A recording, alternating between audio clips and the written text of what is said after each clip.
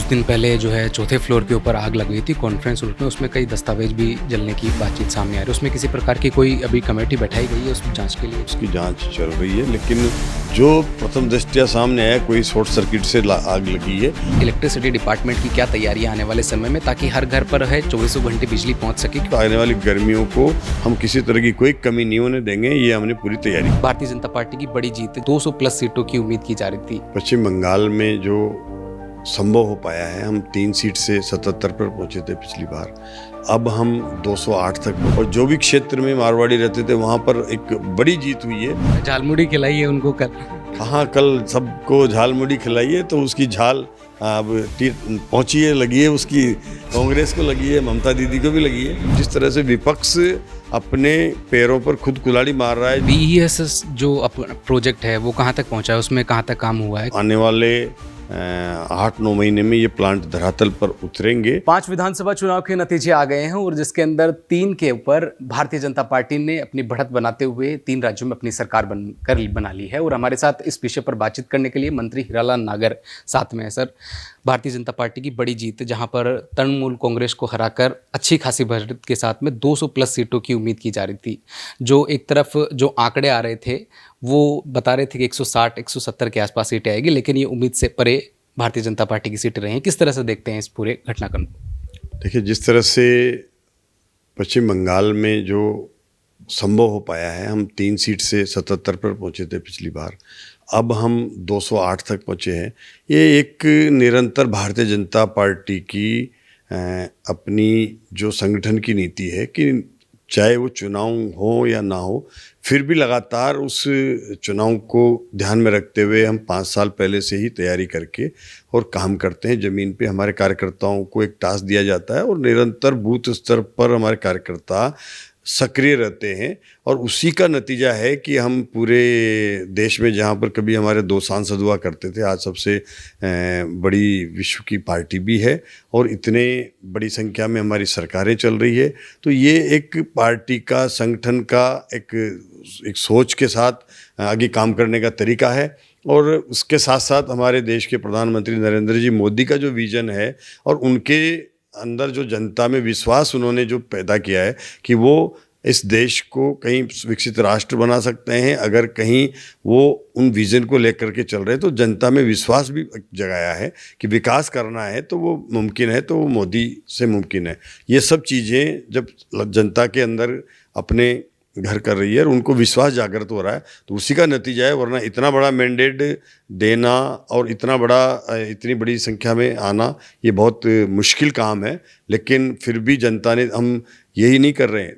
आसाम देख लीजिए आप, 3 बार से सरकार है, कोई एंटी इनकम्पेंसी नहीं है, बल्कि वहाँ पर हम और ज़्यादा बहुमत से पहले से लेकर के आए हैं। तो ये जनता में हमारी पार्टी के प्रति, हमारे प्रधानमंत्री जी के प्रति और कार्यकर्ताओं के प्रयास से ये संभव हो पा रहा है। और जिस तरह से विपक्ष अपने पैरों पर खुद कुल्हाड़ी मार रहा है, जो नारी शक्ति वंदन अधिनियम का जो लेकर के और लोकसभा में आया था, इन्होंने विरोध करके अपने खुद को नुकसान पहुंचाने का काम किया है, जिसके लिए प्रधानमंत्री जी ने स्वयं कहा था कि ये पास होने से चाहे हमें फ़ायदा हो या नहीं हो, लेकिन अगर इसका विरोध किया तो उन्होंने विपक्ष से कहा था कि आपको नुकसान जरूर होगा।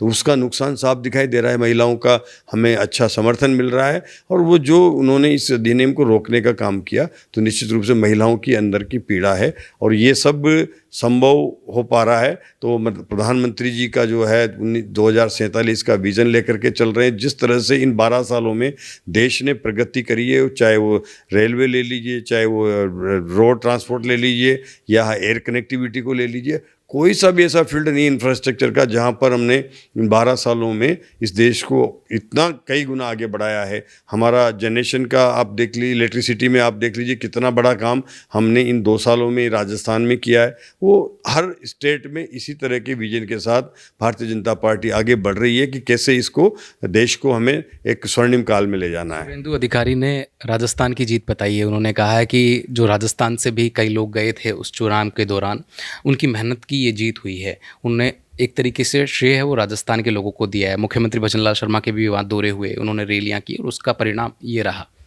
देखिए, हमारे कई राजस्थान के मारवाड़ी भाई काफ़ी, मतलब वहाँ पर पश्चिम बंगाल में हैं और अच्छी संख्या में भी हैं और वहाँ पर अपना वजूद भी रखते हैं और निरंतर कई पुश्तियों से वो वहाँ पर हैं। लेकिन उनकी राजस्थान के साथ आज भी एक यहाँ की माटी से उनका संपर्क है, वो लगातार यहाँ आते रहते हैं। इसी तरह से हमारे यहाँ से जो विधायक गए, कई संगठन के कार्यकर्ता गए और उन्होंने वहाँ पर निरंतर 3-3, 4-4 महीने से रुक करके और वहाँ काम किया। उसकी वजह से लोगों में विश्वास पैदा हुआ और जो भी क्षेत्र में मारवाड़ी रहते थे वहाँ पर एक बड़ी जीत हुई है। हमारे मुख्यमंत्री जी ने सभी जगह जहाँ भी गए रैलियाँ करी और उन्होंने सम्मेलन किए और उनसे संपर्क किए। तो वो उसी समय से मुख्यमंत्री जी कल हमें ने बुला के कहा था कि मैं जहाँ जहाँ भी गया हूँ सब मारवाड़ियों ने ये कहा था कि इस बार कोई कमी नहीं रहने देंगे और वो चुनाव में उन्होंने अपना तन मन और धन लगा करके झालमुड़ी खिलाई है उनको कल।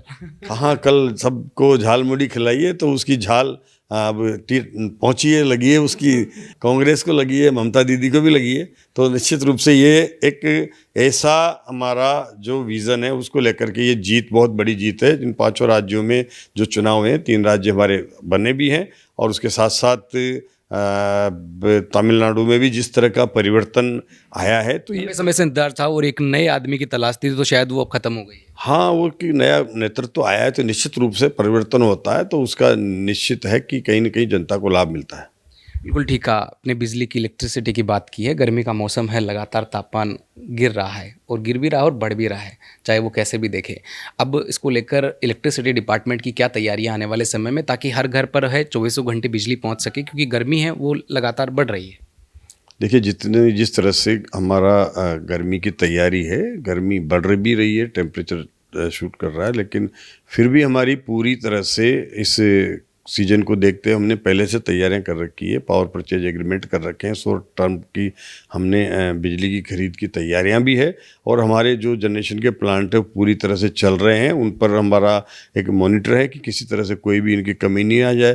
पहले की सरकार के समय जहाँ पर आए दिन कोयले की कमियाँ हुआ करती थी, आज हमारे पास कम से कम 25 दिन का कोयला रिजर्व में है, एडवांस है सब प्लांटों में।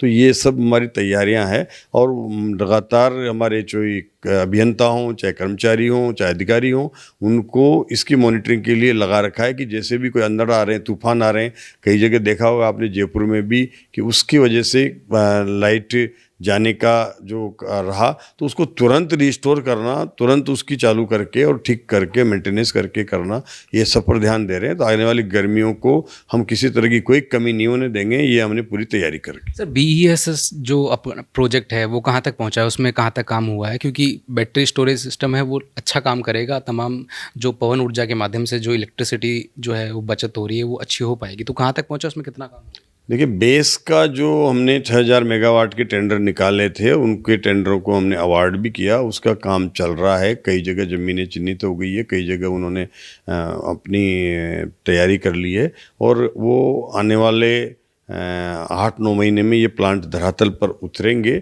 और उसकी वजह से जो हमारे पास डे टाइम पे सरप्लस बिजली है उसको हम स्टोर करके बैटरी के बेस में लेंगे, तो उसकी हम पीक आवर्स में यूज़ करके और उसको सस्ती बिजली भी होगी और पीक आवर्स की हमारी जो ज़रूरत है उसको हम कम कर पाएंगे। इसके ऊपर हम बेस पर काम कर रहे हैं और भी हम दूसरे जो हमारे 33 kV के GSA जहाँ लगे हुए हैं उन पर भी हमने एक सर्वे करवाया है, वहाँ और हम टेंडर निकालने वाले हैं ताकि वो बेस को हम जहाँ पर हमारा छोटा GSA है वहीं हम उसको सरप्लस, हमारे पास सोलर की बिजली है तो उसको स्टोर भी करें वहाँ पर और रात को उसको डिस्चार्ज करें जिससे वो वहीं पर उपयोग हो जाए और उससे छीजत भी बचेगी, ट्रांसमिशन करना नहीं पड़ेगा और वहीं उपयोग होगा। तो ये एक बहुत बड़ा हम इस पर काम कर रहा है हमारा विभाग और लगातार हम इस पर मॉनिटरिंग कर रहे हैं। आखिरी सवाल सर, अभी कुछ दिन पहले जो है 4थे फ्लोर के ऊपर आग लग गई थी कॉन्फ्रेंस रूम में, उसमें कई दस्तावेज भी जलने की बातचीत सामने आ रही है। उसमें किसी प्रकार की कोई अभी कमेटी बैठाई गई है उस जांच के लिए कि कैसे आग लगी, क्या कर रहा है?